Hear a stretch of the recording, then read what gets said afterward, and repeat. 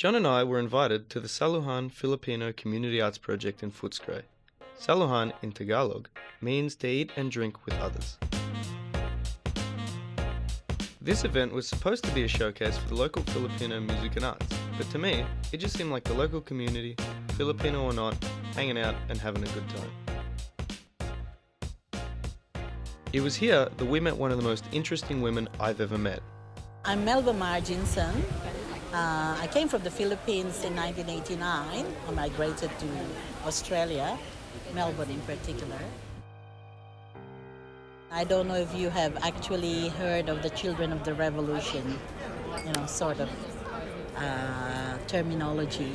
That I am actually one of them, Children of the Revolution, born in the 50s, teenager in the 60s, and at the global scale, the Vietnam War was influencing many countries in the world, particularly third world Asian countries like the Philippines.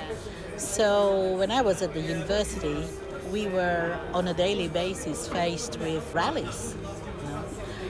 Rallies of students waking up to the reality that they cannot just be students in the classroom. They have to be students of the world.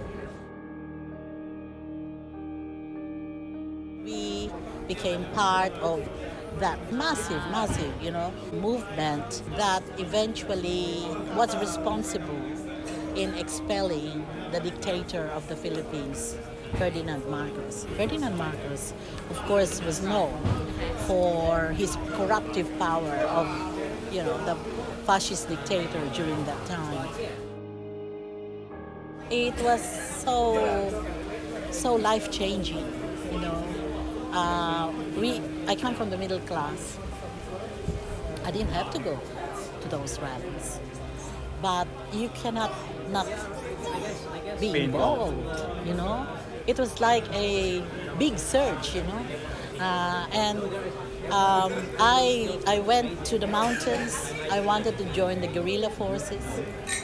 This was the idealism of my generation.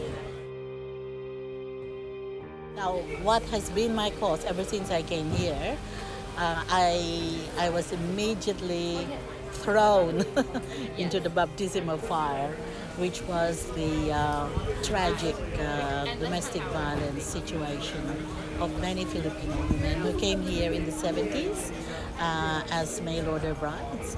And so by the 90s, when I came, a good number of them were already facing a lot of difficulties. We were able to document many killings of Filipino women in Australia. So that has been the focus of my work for quite a number of years.